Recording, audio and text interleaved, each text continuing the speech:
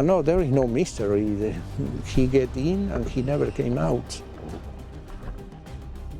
But the other videos that they made before and after the accident, lies, all the time lying and lying and lying. When we start leaving, we found Ben coming into the gate, into the piano room. Then I opened the real padlock, and I opened the gate like that.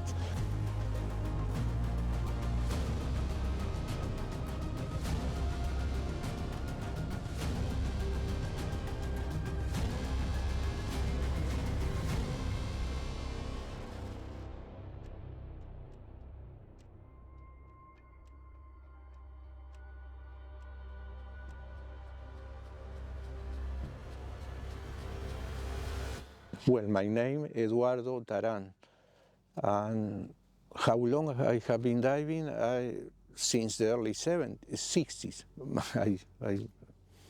I think in 1961, 62, I watched the TV show Not Sea Hunt, like many people think, the Aquanauts.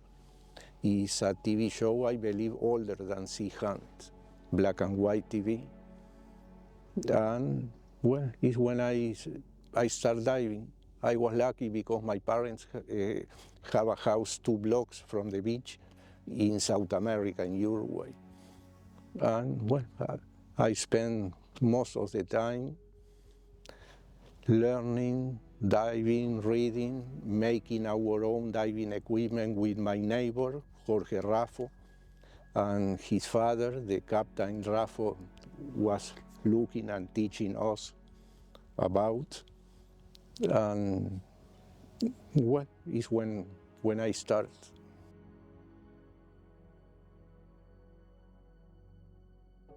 Not exactly my first, because we start doing that by ourselves, you know.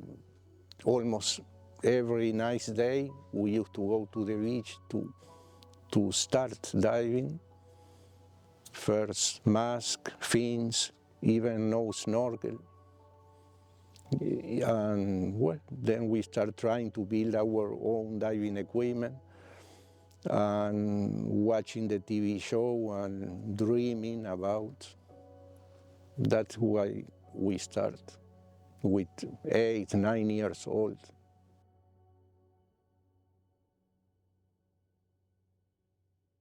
In 1976, I was living in Gainesville for 1 year, and in the YMCA they told me about the caves. I didn't know about springs. I want to dive in the ocean, and finally he sent somebody to my house and to pick me up, and he took me to Troy Spring and Aiketagni Spring. Okay. It was my first cave diving in Aiketagni. Okay. It was nice. Maybe it was a cavern, but for me it was a cave.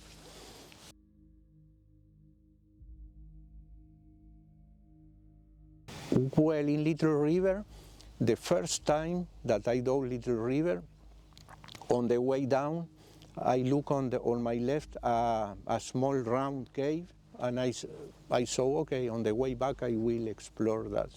And on the way back, almost ready to put my reserve. I was diving with one aluminum 80 with reserve. The J-valve? J-valve. J-valve, okay. And the one with the rod that you yes, with the rod, J-valve. J-valve, okay.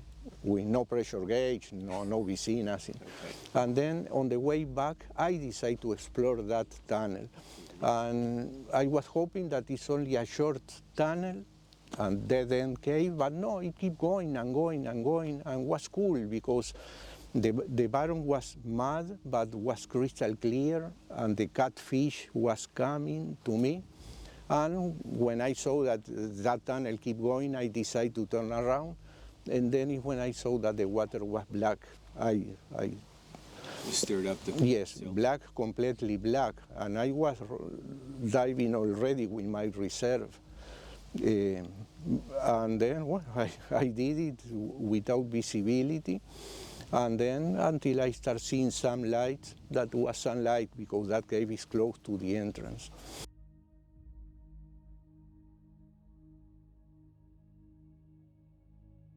Well, I get a job here and I need a job. And even I go to Uruguay. I'm going, in fact, I'm going in 3 weeks, but only for vacation and coming back. Now I have to go for do some paperwork, but. So this is home now? But yes, in fact, each time when I'm going to Uruguay and I come back, many times I feel, well, I'm back home. Used to be more back then than now. Used to be a lot of divers. In fact, well, not cave divers. Any diver back then used to go up to the gate. We used to have permanent lights, permanent air pockets, a permanent 2 handrails. All the it's like a pipe, a plastic pipe, a handrail, 2, all of them all the way up to the gate. That means was, and well, with the lights all the way in the big room, piano room, in the gate, completely bright. I don't think the owner, Mr. Dockery, want the divers do not get into the cave because he is the one that put the lights, the box, the handrails.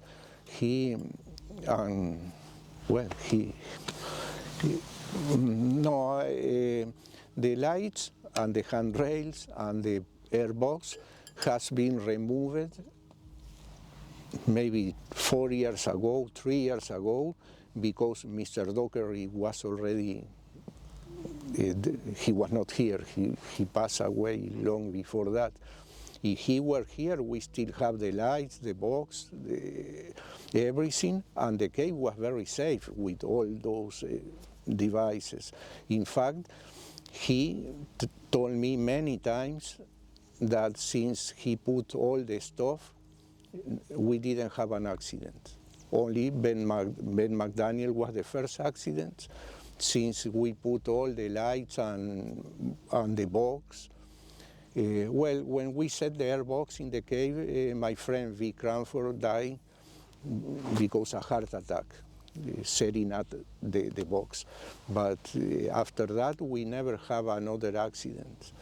And even myself, I'm alive because the airbox, because I ran out of air in the gate, and I swam up to the airbox. After resting, I start swimming away like a rocket, holding the handrails, and I made it. But if we don't have the airbox, I will be dead. And two more divers that I took them behind the gate.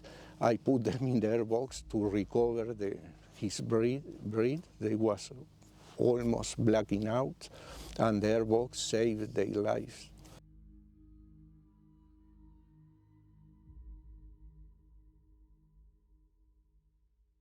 The guy that put the last, I made few divers that they made the exploration, but the guy that went farther and put the last section of the permanent line was, if I'm not wrong, Steve Kina and Jason Galley.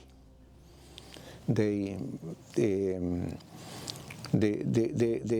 permanent line in the cave was 2 parts. One end all the way up to, and it end after the fourth restriction. Many people, they believe that that is the end of the line, but no. Steve Kina and Jason Galley, from that point, they put few feet away another line all the way up to after the fifth restriction, after the pine straw room, when the cave take a sharp left, and very not too far is the end of the line, the second line. At that point, the cave is very tight but you can keep going. The problem is to turn around. Very difficult and sometimes impossible to turn around. How far did you made it? Well, the far I made it is after the fifth restriction, let's say 5 minutes swimming into the cave. There is a small room. It's not really a room. It's only a hole on the bottom, enough good place to turn around. I call that room pine straw room because in that hole in the bottom there is many layers of different clay, rock, mud. One of the layers is pine straw. Believe it or not, how they end so far away, I don't know. But it's very old pine straw. After that room, it takes a sharp left. The permanent line keep going. That is the far I went. Okay. And you are diving back mount doubles, correct? No mount. No mount. No mount, no.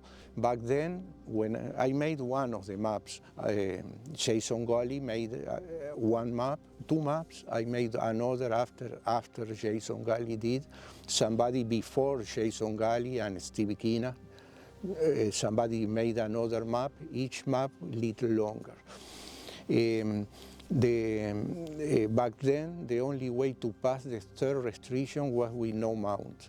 I used to leave my doubles in the tea room, take the no mounts and another thumb clamped in my belt, only clamped, and that was the only way to pass the second restriction. Then the cave is big, nice, again up to the fourth restriction. In the fourth restriction, only with side mount, side mount, or I used to do no mount. And after one place that we call trash room, that is very nice. There is a lot of debris on the bottom. And then is when the fifth restriction starts. That is a no mount place. Can do it with side mount, but to turn around you need to take out some tanks. It's easy to do it with no mount.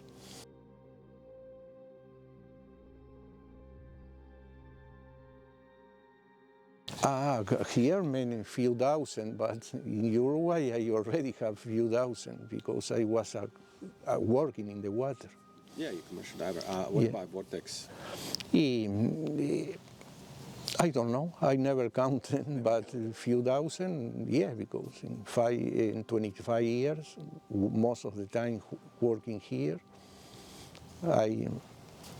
few times I stopped working here to work in someplace else, but only for short time and coming back.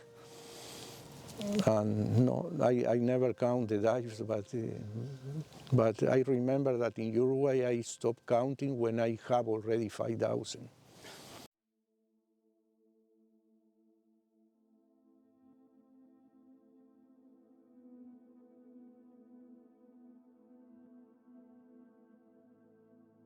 One more question before Disappearance of Ben McDaniel.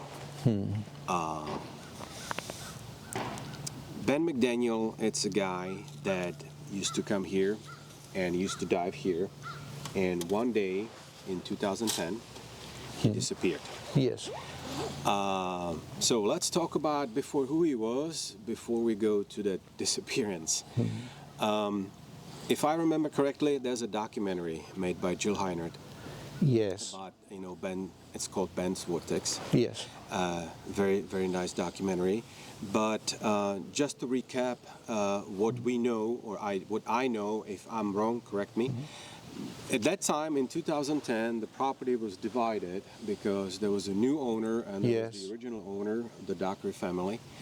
And to my understanding, Ben was not on good terms with the new owner. So he was actually parking on the other side of the property. No, that's not correct? No, Okay. completely. Okay, no, go ahead. No, he was very cool with the new owner. Okay. In fact, the new owner gave him a job to help me. Unfortunately, that night he died. No, he was coming here for 3 months, maybe, coming every day, doing more than one dive a day, and making a map of the cave, a very good map, very accurate, much better than the one that I did, because he used to take the time to divide the cave in sections, not too big, maybe 30, 40, maybe 30 feet sections, and each section was one dive. He took any kind of measures. Was very good, that map. Unfortunately, it was in a plastic notebook with him. But he was making a good map from Vortex. And no, he was not mad with the new owner, and the new owner was not mad with him. But Ben was asking me every day to get a job here. I say, well, I need to talk with the owner, with Mr. Kelly. And every day Ben keep asking me if I talk with Mr. Kelly to give him a job here. And I forgot every day to ask Mr. Kelly about that. So he was trying to get a job. He was trying to work here. Yes, yes, he said, and I want him to work here too, because we need help. We have enough help, because back then few of the employees, they used to work in the water with me. And beside that, I have a cave diver friend of mine, Chuck Cronin, that used to come once a week to work in the cave with me. That means I have help, but I need more help. And he wants to work with me. The problem, I forgot every day to talk with Mr. Kelly about to give him a job. And one day, that night in 2010, he made a long dive in the morning. When he get out the water was late in the afternoon, and he showed up in their station to fill his side mount.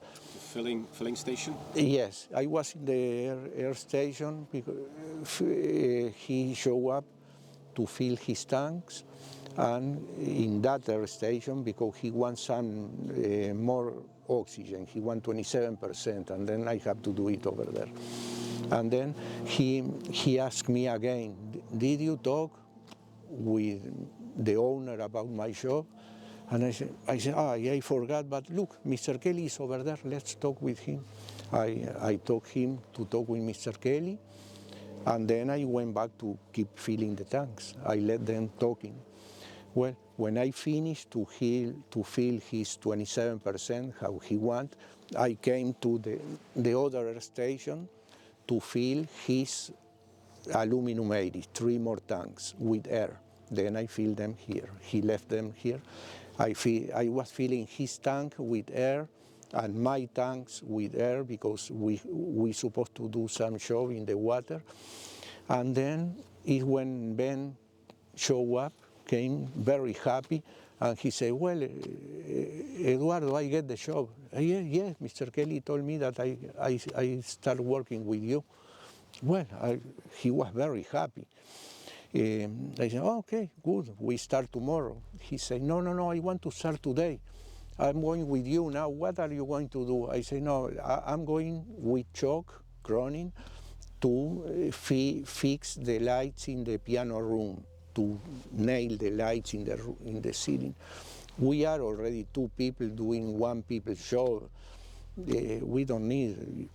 No, but I want to help you. No, you start tomorrow. Okay.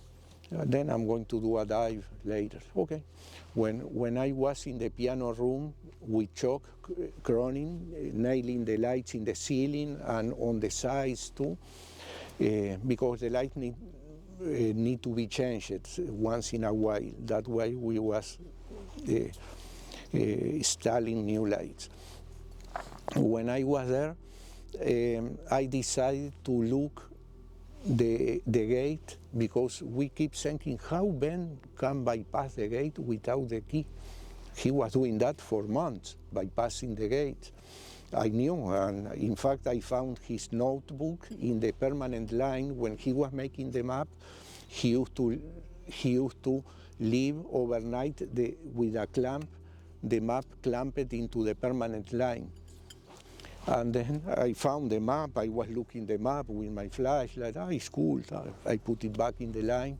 And each time when I asked Ben, listen, how are you bypassing the gate? And he said, well, don't ask me that. Well, that day when we finished with the lights in the piano room, I decided to look what is going on with the gate. And then everything was okay, but on the right side, the gate has 2 hinges. The hinges are not real hinges, are a piece of chain. What Ben did was on the bottom, he put his own padlock. You know, he undid the bolt, the chain, he put his own padlock, and then and he covered with sand the padlock. Then I realized what he was doing. What he was opening the gate on the other side. He was sliding the chain that make the hinges up, this side with the padlock up, lift the gate and pass under. That was, even with Chuck, we took a video about how he was doing. Well, okay, good for him. He found the way to bypass the gate. Okay, then we start leaving. We finish working. When we start leaving, we found Ben coming into the gate, into the piano room.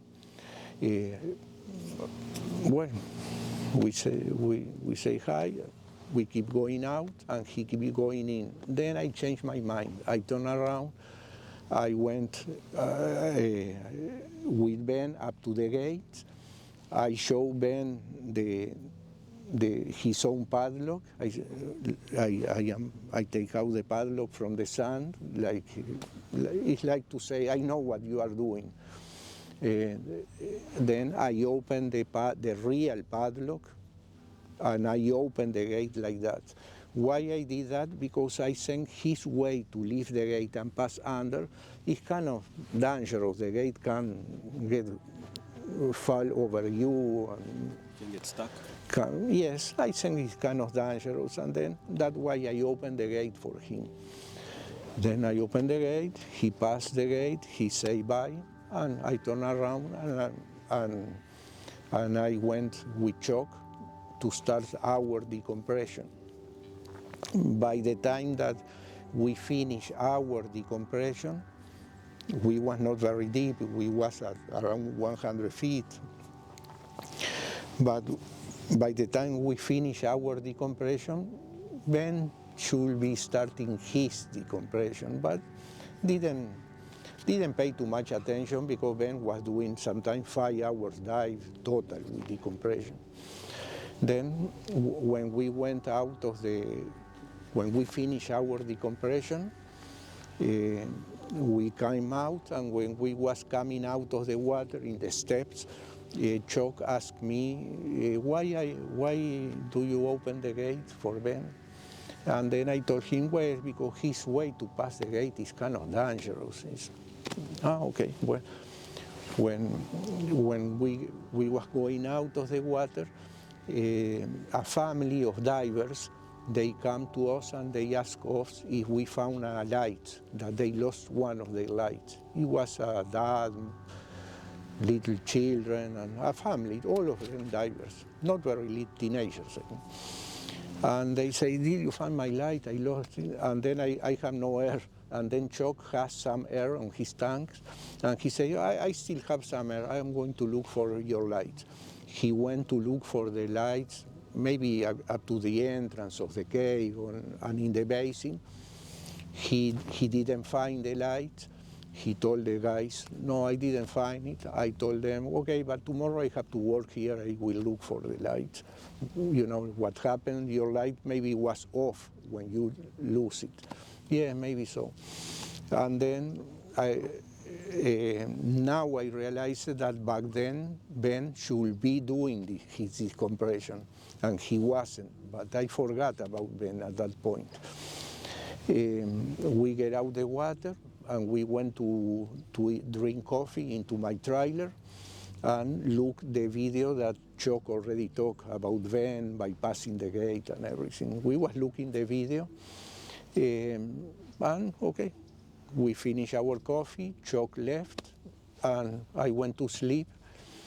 And I should go to the spring, because I used to do that many times when Ben was doing a long dive. I used to come to look if his bubbles mean that he's doing decompression. But that night I forgot that. I went to sleep, and next day is when I went. I didn't know that next day I supposed to go to Pensacola with my ex-wife to do some paperwork. And he picked me up, she picked me up, we went to Pensacola. I forgot that Ben's supposed to start working with me that day. When I come back from Pensacola in the evening, I saw Ben's truck and towel and hat all in the same place where he leaves them every night. I said, well, Ben is not working, he's diving today. Well, we start tomorrow. Next day in the morning, next day was Friday morning, is when I saw his truck, his towel, his hat in the same exactly way that I saw them the night before. Then I say, Pa, that is not good. And then I get my equipment, only one aluminum 80. I went up to the gate, but as soon as I start swimming, I saw the stage tanks that he left the day before, 2 days before, because remember, I fill 5 tanks for Ben, 2 on side mounts. One of the tanks he left then close to the gate. I saw the tank that the night before when we was leaving. I saw the tank, a green tank, before the gate. It's okay. He should leave it after on the other side, but it's okay. And the other 2 tanks, 2 aluminum 80s, they were with a padlock in the box, in the basin, in the air box that we have in the basin. Then I say, why one tank is empty? I saw them empty when 2 nights before, when we finished our dive, we saw the Ben's tanks for decompression, one full and one was empty. That means floating, not empty, but very low of air. Okay, why? I fill all the tanks all the way. One tank is almost empty. Maybe Ben was using that air, waiting until we finish our job that night.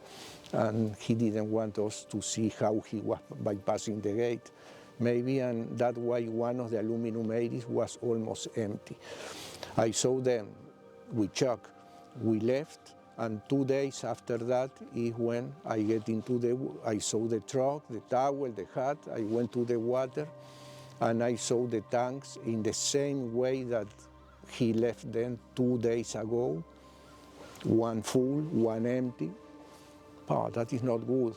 I started swimming into the cave, and I found the aluminum 80 full close to the gate.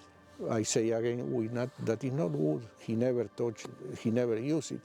And then is when I found the gate open, how I left the gate open for him. And that was day 3. Mm-hmm. So he went diving on Wednesday. Yes. And you found the same gear in the same place Friday morning. Exactly the same. And the gate exactly how I left it. The padlock, the chain, everything exactly how I left it open. And the 2 tanks in the basin for decompression, I found them exactly like we saw them 2 days before. He never came next day. Many people say, but maybe he come next day. But no. Everything was exactly how it was that night, Wednesday night.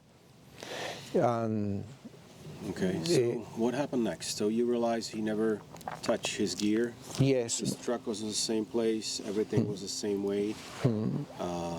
So what happened next? Well, as soon as I get into the dock, two of the employees, they was waiting for me because I told them that something was wrong, and then I told them to call the sheriff. I said, well, you need to call the sheriff because Ben is dead behind the gate. Then I get my doubles and all my equipment for cave diving. I say, I'm going to look for the body. And then I went up to the cave with my doubles. Back then, I was able to do the third restriction with the doubles easy because we have been dredging the third restriction. That means I was able to do all the way up to the fissure, the second, the third restriction, and I stop in the fourth. The fourth, yes, need to be doing with no mount or side mount. But I didn't have an extra tank for no mount. Then when I get into the fourth restriction, then I realized that Ben was beyond the fourth restriction. I say, well. How did you find out he was behind it? How did you realize he was past that fourth restriction? Why? Because he was not before. I didn't find the body. So you haven't seen the body all the way to the fourth restriction? Exactly, no body. That means that he is on the other side of the restriction.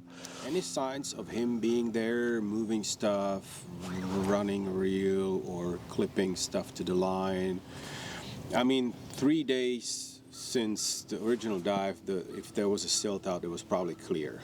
So it would be hard to tell if somebody was in the cave or not. But any signs of him before? Yes, because by the time that I get out of the water, without being able to pass the fourth restriction, I was already a long time, and then I say, well, we need to put together a team to pass the long restriction, the four. If I'm going, I have to make hours of decompression. But we need to put together a team for pass the fourth restriction, and it's over there. I told him, it has to be next to the fourth restriction. Well, that night, the team was here. That was Friday night? Friday night. I believe that was the same night. Yeah, Friday night the team was here. What team? Who came? I remember Chef Laughlin. Chef Laughlin? Yes, and maybe, Chuck Craning was one of them. And maybe, I think 9 divers total. Yes, Al Taylor. That he was a Marine, a cave diver. Al Taylor was there. I think that he was there, and well, few more divers, maybe 9 total. But well, they come. I show them in my house. They come to my house to look the video of the cave because I have a video, old video, but all the way up to the fifth restriction. They want to see the video to know how to. Because many of them, they don't know the cave too far away. They saw the video, and by the time that they get into the water, it was night time. But 2 teams, they have even for put the body. Body bag? No, like something like that. A stretcher? A stretcher. They take a stretcher because I told them that has to be beyond the 4 restriction is there. Well, they went there and it was not there. And then I say, well, it's beyond the 5 restriction. It can't be too much far away. But nobody passed the 5 until next day. One of the divers, I think the name is James Tolan, something like that. James Tollens or Tolan. He was able to pass the 5th restriction. It was late in the afternoon, and when he passed was the only one that passed the 5th restriction. And over there in the dock, we was waiting for him, and he told us, well, next to the 5th restriction, I found marks in the mud, a lot of evidence that somebody has been there.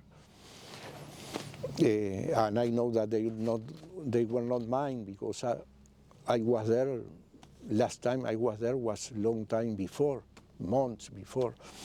I knew that they were not my marks. And then James Tollens say, I found marks in the bottom, and I found a roll of line, because we used to have two lines together, I don't know why, but two lines, maybe one was in bad shape, and maybe Steve Kina put a second line.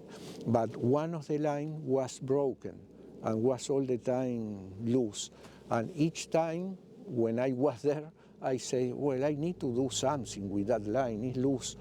Well, but I didn't touch it. What James Tollens did was to recover the line that was loose. No, James saw that somebody recovered the line was loose and placed it underneath the other line.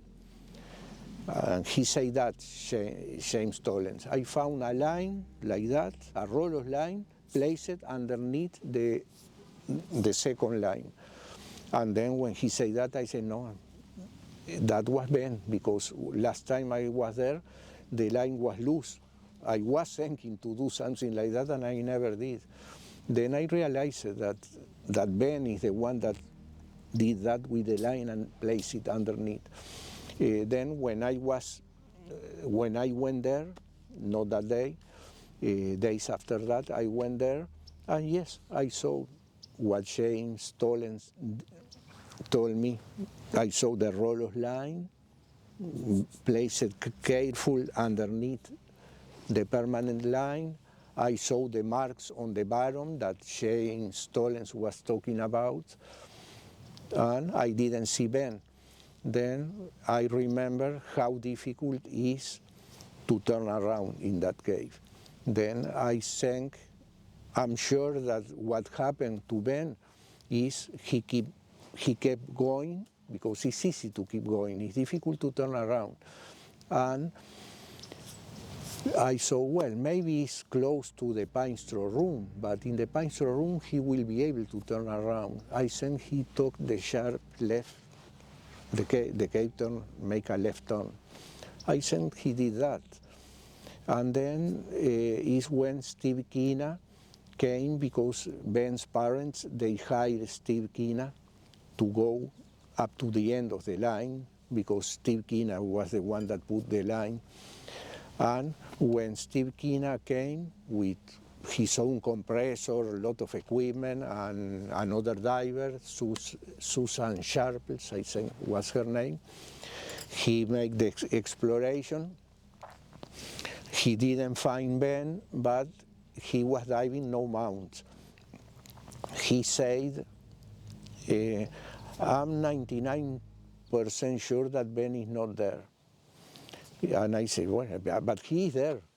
He said, no way, because at one point, when he take the sharp left, I was with my tank, and I was there before many times, he said, and when I tried to get in, I wasn't.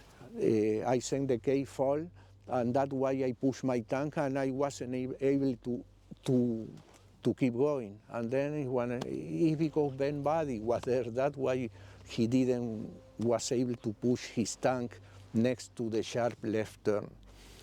The cave is round, you can go in. He tried to get in, and the tank was not going in front of him. The only explanation is because the body is there. Because we didn't have what Steve said, that maybe we have a collapse, but no, because I work here every day. When there is a collapse, the water gets brown in all the basin. We know if there is a collapse. We didn't have a collapse, nothing like that. So you think the body's still there? Yes, I'm sure, but I'm 100% sure. I swear for wherever you want. Able to go and move let's say, a camera on the stick or ROV? Because I know they try the ROVs here as well. Yeah, but we went farther than the ROV. The problem is not a straight line, and the ROV was very cool, but no, it was not able to drag the cable. Okay. So what about physically going there and put the camera on a longer, like a pole or something? Anybody tried that? No. Camera there? No, I think if somebody skinny can be there with no mount tank, and yes, and at that point when Steve Kina, that means next to the pine straw room, at that point when there is no way to push a tank in front of you, but difficult to see because it's a turn, but if he knew what he's looking for, maybe he can take out the tank and put a camera and they can see something. At that point, we know that the body has to be covered with debris and the water made its way around the body like always happen, but I'm sure that some part of the body is still there on the way.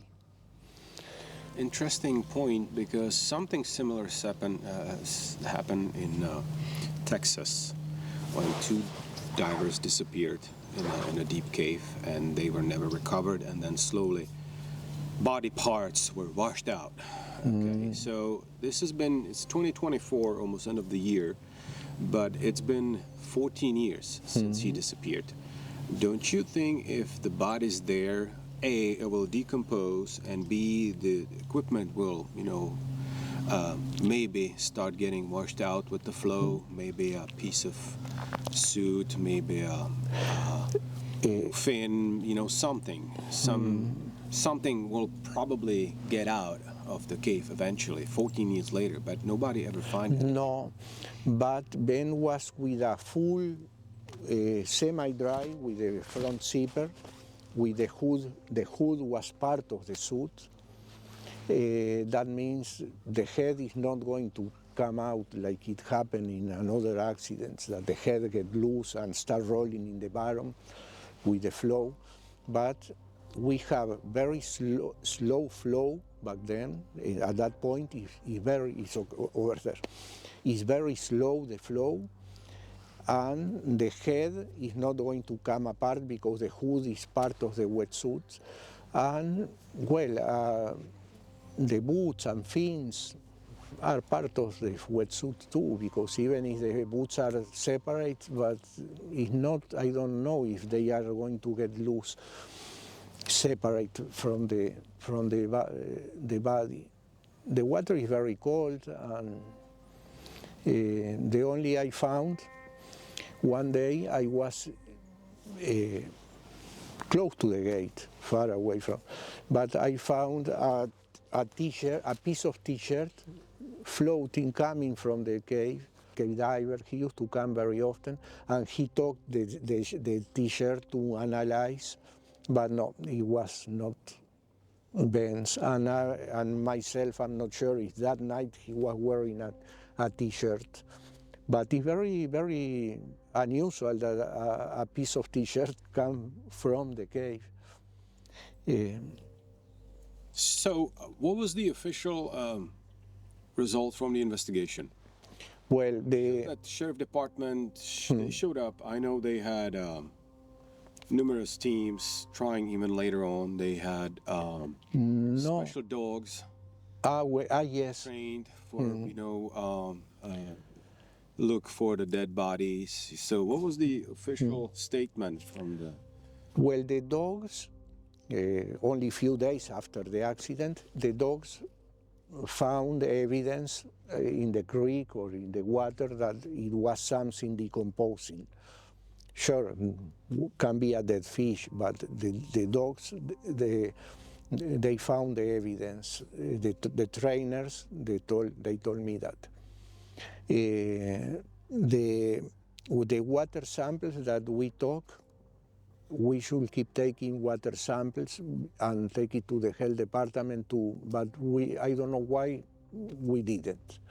Never showed any signs of decomposing Eh, or bacteria or anything. well, what happened? Trace of chemicals associated with the decomposition, anything like that? Well, when the police sent us, Chuck and I, they sent us to take a water samples far into the cave. We did it. We take the water samples. It was very difficult to open the container with the pressure of the water, but finally we did it. We took samples, and unfortunately, the employee that was in charge at Vortex, I think it was a she, throw them away. She never sent them for some reason. She forgot, I think, to send them to the health department. And then we never took when we knew that, it was already months after the accident. We saw that the samples, they were already months ago in the health department, and no, the samples, I don't know, they disappeared, they threw them away, they lost them, I don't know. I remember that Chuck Cronin was mad because he said, we make a long dive, decompression, everything, to take the samples, and you never send them to the health department. And Okay, I so don't know what what did the she sheriff said? Well, the sheriff said who was in charge back then was the Captain Harry Hamilton. He said, well, I told them the truth. Yes, I opened the gate for Ben. Okay, if I have to go to jail, I'm going. And he said, no, you are not the cap of the gate. No, but the mistake you did, he said, is when you open the gate, he make him save few minutes. And you know, few minutes, once you are at 160 feet, few minutes is a lot of time. When you open, his way to open the gate take more time. Your way to open the gate in the right way make him save few minutes. And that's why he decided to go few minutes further. What the Captain Harry Hamilton told me. He said, it's not like it was your fault, but part of that was your fault because you make it save few minutes. If you didn't, maybe he cut the dive short. Maybe not. That's speculation. What did they say about him disappearing? What did they say? So is he missing person, or is he dead person? What did they? No, well. What was the conclusion of the investigation? Well, they gave the death certificate to the family. Okay. So he's declared dead. As far as I know, they did that. And no, there is no mystery. He get in and he never came out. All the videos, the Schilheiner video is very good, but the other videos that they made before and after the accident is a bunch of lies, all the time lying and lying and lying. You can see maybe 10 different documentaries made, even in South America, in Spanish. I don't know, they have no idea what happened, but they make a video anyway. And well, the body, it's still open, space for speculations and theories. One of them says that he was, having issues, and he stages death and he left. One other, speculation is that, he was killed somewhere else. And he made a dive, he got out, and he was killed on a parking lot, by mobsters that he owed money. So there's several, urban legends. One of them, I've heard myself that the documentary was going on in Texas, and some guy was watching it on his Sky. I saw that. And he's like, well, this guy, Ben McDaniel, that's my roommate, when Ben came home, supposedly, he confronted him. Oh, I just seen a documentary about you, and you declined. And, no, that's not me. And Next day he's gone, but that's all been, disproved or not true. So I do not believe it's a mystery, but I still have no explanation. So your explanation is that that was it. Yes, and this guy that say that Ben was working with him in Texas, I don't know, he's a liar. Come on, Ben, his parents were rich, millionaires. He has living for free in the beach, in an apartment in the beach. His parents used to pay everything. He got a job here, but the job here was because he wanted to be here diving, not because he needs the money. Do you think that he's going to be working in a construction job in Texas or wherever?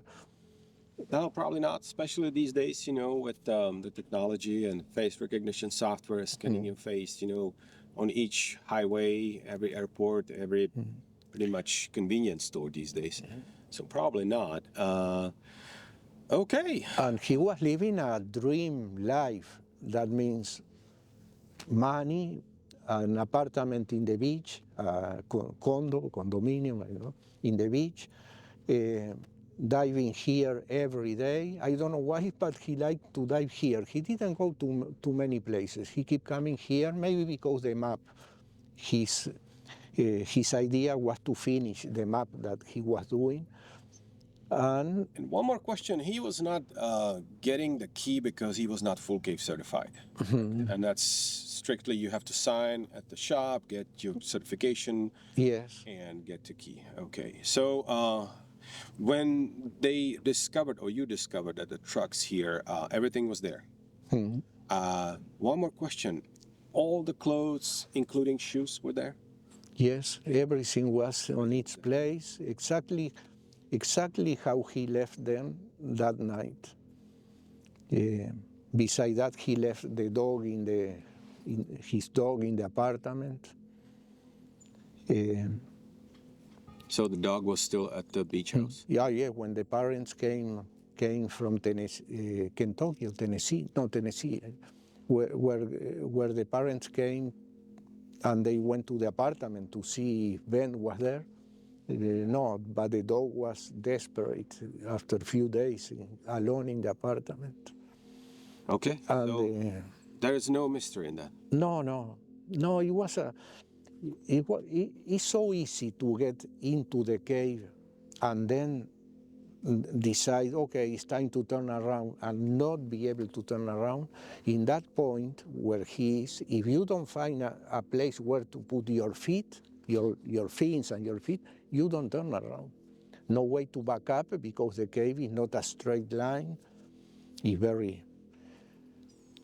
And backup is out of option. The only way to turn around is finding some place where to put your legs. Most of the caves are wide, low, but wide. Then you have room for your legs. But at that point, after the fifth restriction, this cave, beside low, is narrow too. It happened to me few times I have a difficult time to turn around. Thank you very much, my friend. You are welcome. Hi, everyone. My name is Michael, and this is my buddy Fino, and we are the Decompressed Productions. Today, Michael and I are at Vortex Springs, which you can see behind us. After interviewing Eduardo, we're left with a lot of questions. So today we're going to go dive Vortex and find out everything we can. So we would like to take you with us on the dive today so you can experience the caves with your own eyes. Let's go. Michael and I gear up. We've made the decision to travel light, just a GoPro and a couple lights between us. We know it lays ahead, tight restrictions that would punish anyone dragging a full camera rig. We're diving rebreathers and trimix for a planned depth of 150 feet. As we enter, we see the airbox where Ben staged his deco tanks. Michael prepares to drop his bottle at the entrance of the cave. You can see on the map we're about to enter an overhead environment.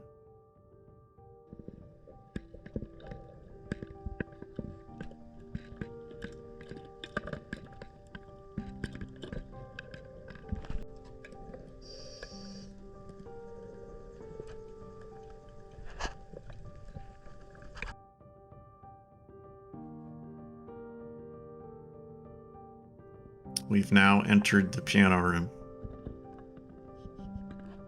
We continue down towards the gate. The gate sits at about 105 feet deep. Below that, the cost of time grows. We budget 3 minutes to open and close the gate. This is critical in our planning to enter and exit. Every minute counts against us.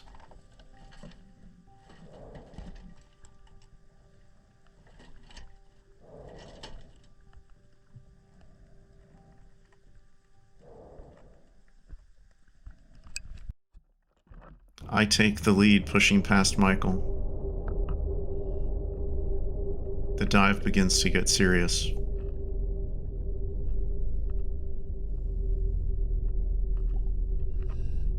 The line continues straight ahead, and a dredging pipe shows us the way. We're now entering the first restriction. Side mount makes this easy work. We're able to glide through it effortlessly. We approach the fissure.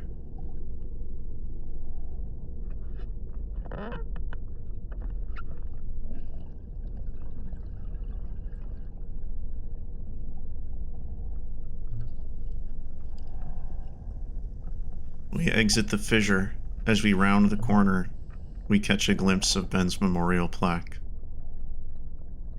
A stark reminder that this cave has claimed many lives. We duck below. We're entering the second restriction. These restrictions posed great challenges in the past for back mount double divers. In side mount, these passages are easy for us to glide on by.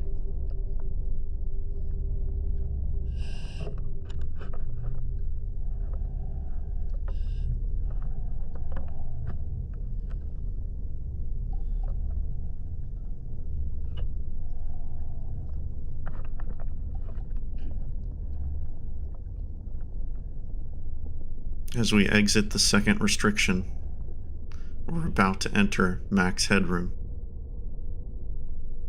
Here, the room is wide and tall. A line drops down to our right, a T marking the third restriction. We catch a glimpse of the dredging gear that has been used and widened out the third restriction since our last passage. We proceed past. We're now at 147 feet deep, only 20 minutes into the dive.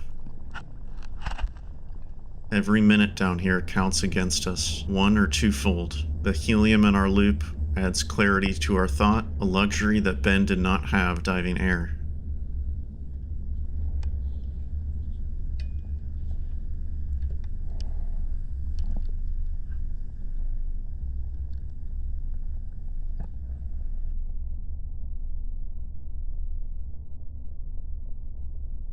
This is where I leave Michael behind, along with one of my video lights. I'm going to need my hands in order to make this passage.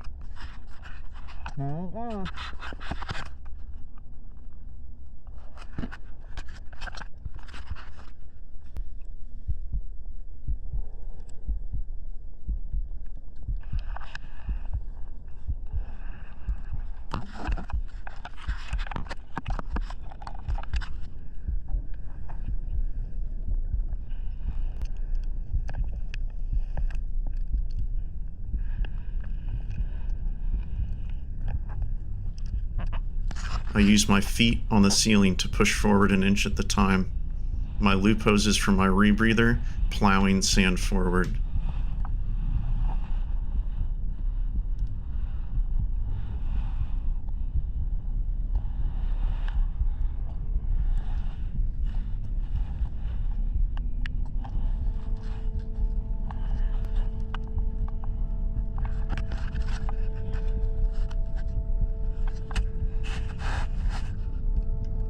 As I push through, I wonder if Ben would have even fit through here.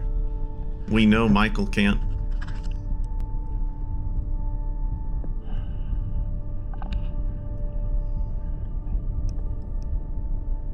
I enter the small room just past the fourth restriction. We're now beyond any public maps. I make note of the 2 lines that just came from the fourth that lead off to the right.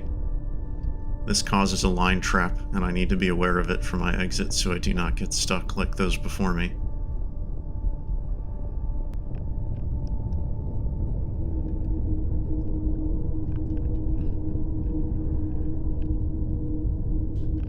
The danger of this cave makes itself more and more apparent to me as I push ahead.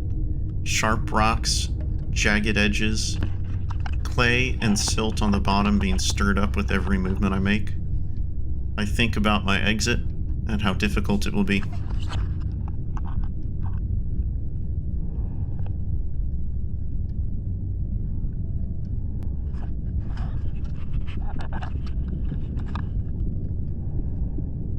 I'm gonna have to exit this with no visibility.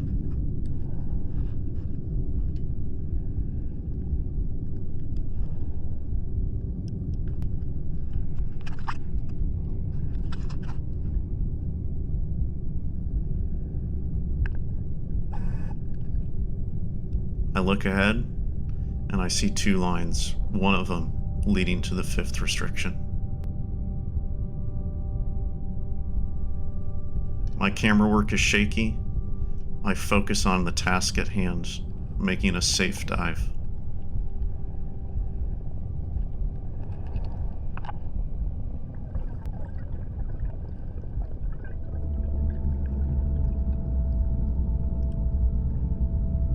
One of the lines terminates. The other keeps going past the 5th. Looking beyond, it looks even more narrow. I begin to push through the 5th restriction. Never force yourself through a restriction. Always take your time and feel your way through the path of least resistance.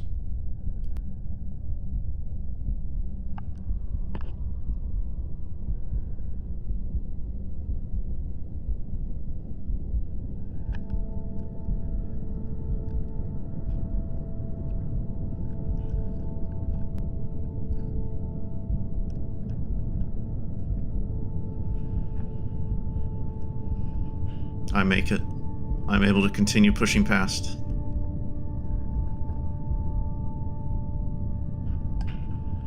My hand feels the line, pushing 1 inch at a time.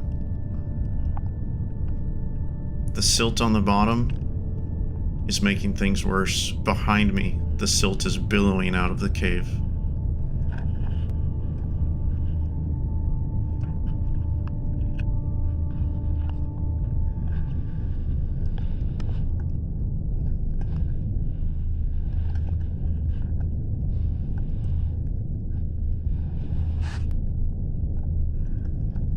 Here I can barely fit. I have no choice but to scrape the bottom and the walls as I continue on.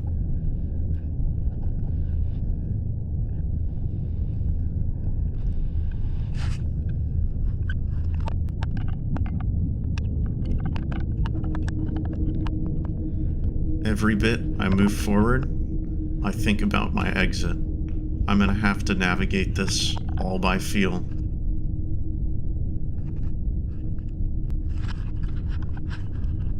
The cave gets even smaller. Here I have to stop. The line has ended. I need to find a way to be able to tie off here. I've brought a spool with me, but I'm gonna have to set the camera down in order to be able to tie off. You can see the silt billowing from every small movement I make.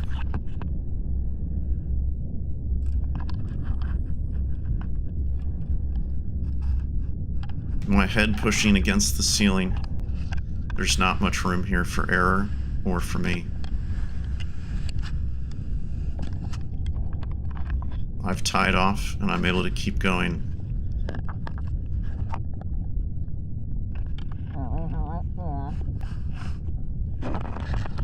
I leave my light in place as a signal to when I reach my line.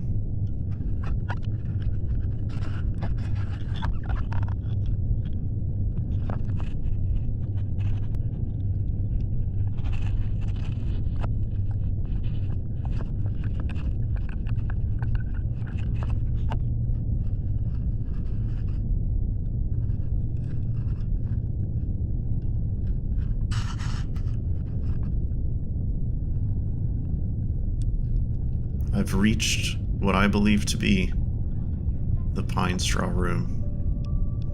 There's sand and silt, and occasionally little bits of pine straw on the bottom.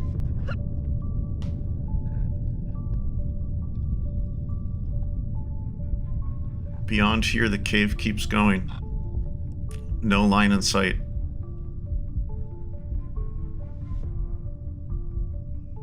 Ever deeper I press, around 155 feet deep.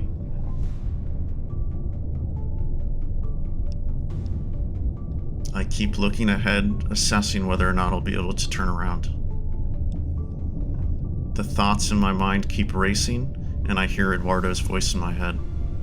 It's so easy to get into the cave and then decide, okay, it's time to turn around, and not be able to turn around. In that point where he is, if you don't find a place where to put your feet, your fins and your feet, you don't turn around. How far did Ben make it? Could he have even gotten this far? I begin to question. I find new line, raising even more questions.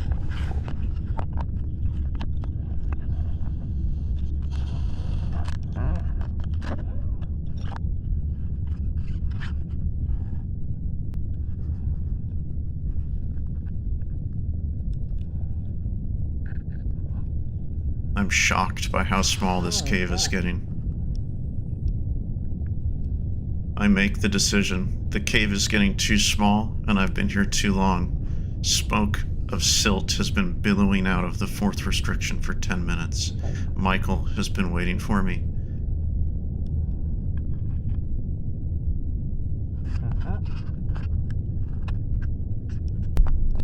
I turn the camera off and place it in my pocket.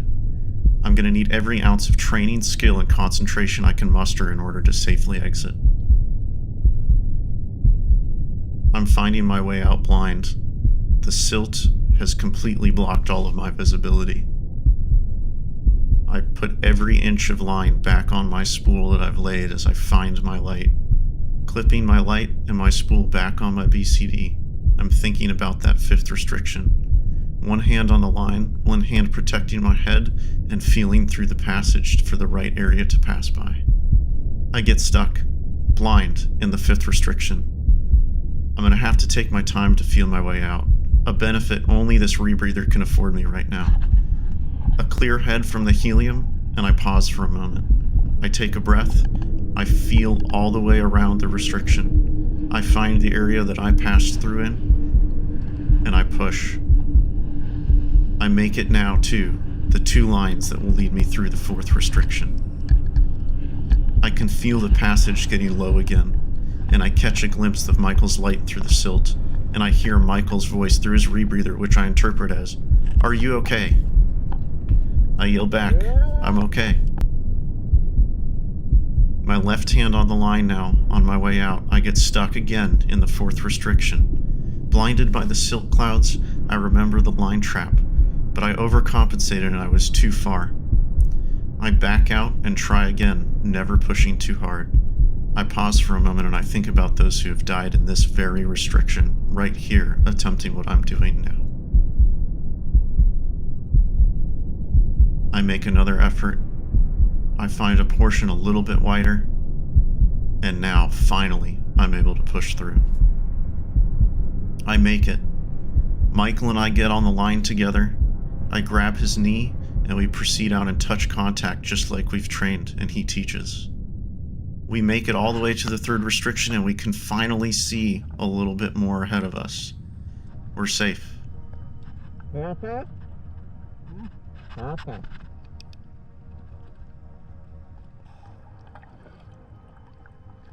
You're probably right.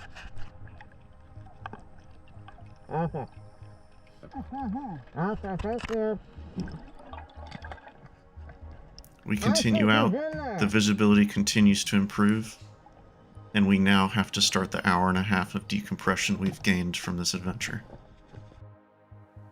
During our decompression, I find clarity and think, how could someone diving air in open circuit make it anywhere near as far as I did?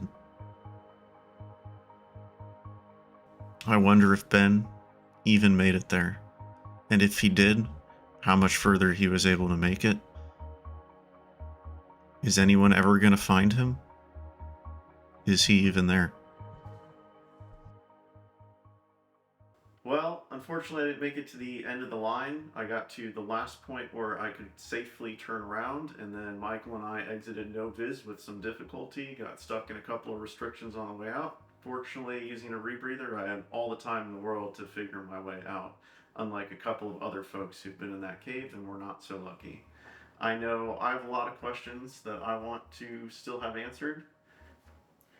Yes, so I think the next step for us will be to try to contact some other people that were actually there. Maybe go to the guy who did the original survey of the cave. We have another guy that was there, and that's Ed Sorensen, of course. And maybe try to contact the investigator who did the investigation after Ben disappeared officially in 2010. Yeah, I don't think he's in there based off of how tight it was getting, and I'm 5'9", 160 pounds, and how much did he weigh? Per the guys who knew him, he was a big guy, 6 feet, 200 pounds, and he Yeah. was diving a big scuba tank, so it was a low pressure 120s.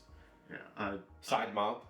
I don't think anyone could fit without going no mount smaller tanks about my size much further than where I went. Where I stopped was the last place I thought I could safely turn around, and even turning around there was actually difficult. It took me a little bit of time in order to do so, and the line keeps going, which means you're either backing out of there no mount, or maybe there's something we don't know yet. But I know I have a lot of questions I really want to find out based off of that. I agree with that. I don't think he's there either because, as you just said, if you're moving through a small cave, you will leave marks. And the marks will be visible in a certain time. You know, the flow will not destroy the marks, especially in a low flow cave like Vortex Spring. So Where I was, I mean, there was no way to move without making marks. It's, this tall and this wide in some places. You have to touch the bottom in order to be able to move forward. exactly. So yeah, I don't think he's there, Yeah, I don't think so either. but we'll see. Yeah. Let us know what questions you guys want us to ask these folks, and we'll try to ask them for you and have them in our next video. All right. See you soon. Yeah, thanks.